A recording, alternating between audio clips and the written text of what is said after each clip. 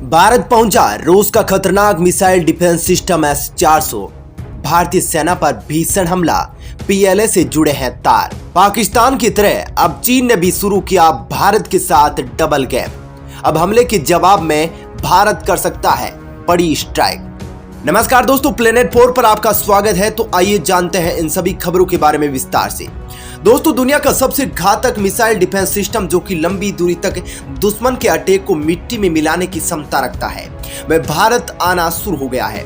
और ये कोई हवाई खबर नहीं, बल्कि खुद रूस के एक अधिकारी ने यह जानकारी दी है कि हमने भारत को S-400 की सप्लाई शुरू कर दी है।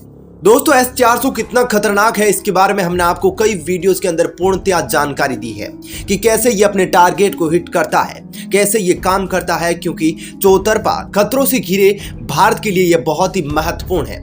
ऐसे में भारत ने इसकी 5 यूनिट मंगाई है, इसकी अब सप्लाई शुरू हो गई है। इसके अलावा आने वाले कुछ दिनों के अंदर रूस के राष्ट्रपति व्लादिमीर पुतिन भी भारत आने वाले हैं, इसलिए रूस भी चाहता है कि इसको जल्द से जल्द भारत को सौंपना शुरू किया जाए, क्योंकि भारत के साथ ही चीन और तुर्की ने रूस के साथ इस हथियार की डील की थी, लेकिन उनके पास ये पहुंच गया है। ऐसे में खबर ये आ रही है कि राष्ट्रपति व्लादिमीर पुतिन और हमारे प्रधानमंत्री के बीच में एक डिफेंस डील भी हो सकती है, जो कि S-400 के एडवांस वर्जन खतरनाक S-500 को लेकर हो सकती है। अब क्योंकि दोस्तों, जब ये S-400 भारत आ ही रहा है, तो अब भारत की सैन्य ताकत तो मजबूत होगी, साथ ही भारत का डिफेंस भी ताकतवर होगा। ऐसे में एक और दुश्मन को मिटाने के लिए भारत के पास प्लस पॉइंट है। तो वहीं अब अमेरिका किस प्रकार से भारत के साथ अपने रिश्ते रखता है, क्योंकि जिस प्रकार की खबरें लंबे समय से आ रही है, और क्योंकि रूस से हथियार खरीदने वाले देशों को लेकर अमेरिका एक दंडात्मक कानून बना चुका है, और भारत को भी S-400 को लेकर कई बार दंडात्मक कानून काष्ठा लगाने की चेतावनी दे चुका है। वहीं इस मसले पर अमेरिका का संसद भी 2 भागों में बंटा हुआ है कि एक भारत पर प्रतिबंध लगाने की बात करता है, तो दूसरा भारत पर काष्ठा नहीं लगाने की बात करता है। ऐसे में यह देखना भी दिलचस्प होगा कि क्या अमेरिका चीन के खिलाफ भारत की भूमिका को समझते हुए इस रूसी हथियार को भारत में एग्री करता है, या फिर वह प्रतिबंध लगाने की हिमाकत करता है। लेकिन एक चीज तो तय है कि भारत ने खुले तौर पर यह कह दिया है कि वे अपनी सुरक्षा को लेकर किसी भी प्रतिबंध से नहीं डरने वाला, और वे रूस से इसी प्रकार से हथियारों की खरीद को जारी रखेगा और अपने सदाबहार दोस्त से दोस्ती को नहीं तोड़ेगा। जैसा कि रूस के अंदर हाल ही में भारतीय राजदूत वेंकटेश शर्मा ने अपने बयान में कहा था, जिसके बाद अमेरिका में काफी खलबली मची थी। लेकिन देखना यह होगा, क्योंकि भारत तो इस हथियार को शामिल करने वाला ही है, लेकिन अमेरिका कैसे रिएक्ट करता है। आपका क्या कहना है कि अमेरिका प्रतिबंध लगाएगा या फिर नहीं? भारत को प्रतिबंधों से डरना चाहिए? आप इस पर क्या कहना चाहते हैं? क्योंकि मैं तो मानता हूं कि अपने देश की सुरक्षा सबसे पहले है।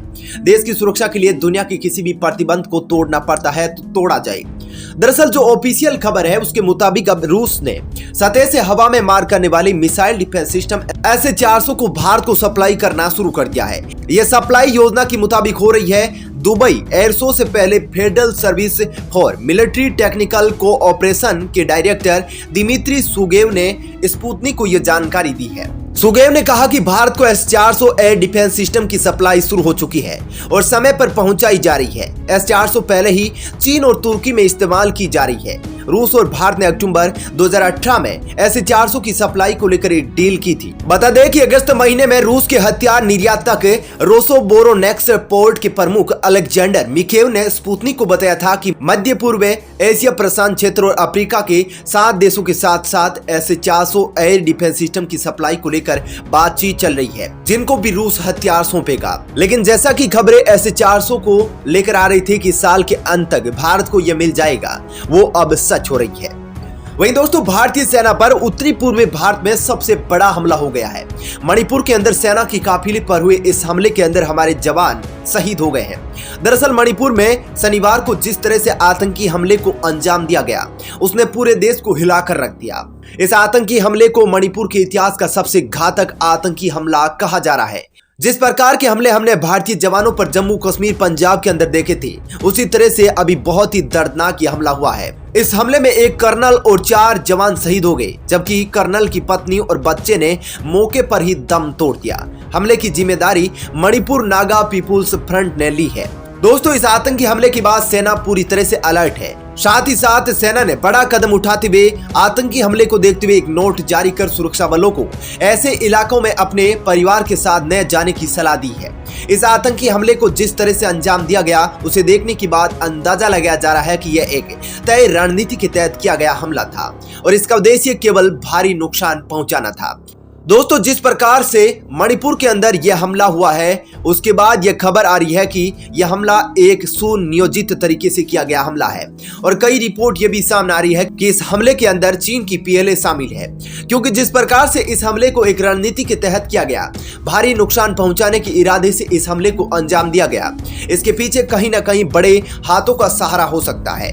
अब जिस प्रकार से पाकिस्तान की सेना और आईएसआई भारत की पश्चिमी सीमा जम्मू कश्मीर जैसे इलाकों में आतंकी हमला करवाती है, जिसका जीता जागता उदाहरण भारत के अंदर कई आतंकी हमलों के अंदर मिला है। ऐसे में इसकी जांच की जा रही है और इसके तहत तक पहुंचने का प्रयास किया जा रहा है, क्योंकि जो चीन भारत को सीमा पर कुछ नहीं बिगाड़ पा रहा है, ऐसे में पाकिस्तान के ही कदमों पर अब वो चल पड़ा है। पाकिस्तान की तरह ही आतंकी संगठनों की मदद कर भारत को हिलाने की कोशिश करने में लग गया है, क्योंकि जिस प्रकार से यह हमला हुआ है साफ साफ इसी बात का संकेत देता है, क्योंकि हमले के बाद चीन भारत को एक संकेत देना चाहता है कि वे अब डबल गेम शुरू कर चुका है। एक और जहां एलएसी पर घुसपैठ कर चीन नापाक कोशिश कर रहा है, तो वहीं अब भारत के अंदर और म्यांमार की सीमा के नजदीक इस हमले को अंजाम दिया गया है, जिससे यह अंदेशा जताया जा रहा है कि यह साजिश म्यांमार के रास्ते बुनी गई थी। इससे पहले भी आपको बता दूं कि उत्तरी पूर्वी भारत के अंदर 250 किलोग्राम के लगभग आईईडी बरामद किया गया था। वहीं अब यह हमला बहुत कुछ बयान करता है। ऐसे में म्यांमार के ऊपर जिस प्रकार से पहले भी भारत ने एक्शन लिया था, वही एक्शन लेने की अब जरूरत आन पड़ी है, क्योंकि पाकिस्तान की भी हरकतों में तब थोड़ा बहुत सुधार आया था जब उसने सर्जिकल स्ट्राइक और एयर स्ट्राइक का दंश झेला था। और अब इस हमले के बाद हमारे देश के रक्षा मंत्री राजनाथ सिंह ने साफ तौर पर कह दिया कि भारत हमले का पूर्णतया बदला लेगा, कतरे कतरे का भारत बदला लेगा। इसके लिए भारत को जो भी करना पड़े वो करेगा। दोस्तों, जानकारी के मुताबिक यह आतंकी हमला चुराचांदपुर जिले के सिंगट में हुआ, जो म्यांमार बॉर्डर से लगा हुआ है। इस इलाके में उग्रवादियों ने असम राइफल्स के काफिले पर घात लगाकर उस समय हमला किया जब 46 असम राइफल्स के कमांडिंग ऑफिसर फॉरवर्ड कैंप से वापस बटालियन मुख्यालय लौट रहे थे। आतंकियों ने जिस समय आईईडी ब्लास्ट किया, उस समय कर्नल त्रिपाठी की पत्नी और बेटा भी काफिले के साथ थे। ऐसी जानकारी मिली है कि उग्रवादियों ने पहले आईईडी ब्लास्ट किया, उसके बाद काफिले पर फायरिंग कर दी। सूत्रों से मिली जानकारी के मुताबिक जवाबी फायरिंग में हमलावर उग्रवादियों के भी घायल होने की खबर है। इस हमले में असम राइफल्स के 4 जवान घायल हुए हैं, जिनका अस्पताल के अंदर इलाज चल रहा है। दोस्तों, इस आतंकी हमले पर आप क्या कहना चाहते हैं, कमेंट करके जरूर बताइएगा।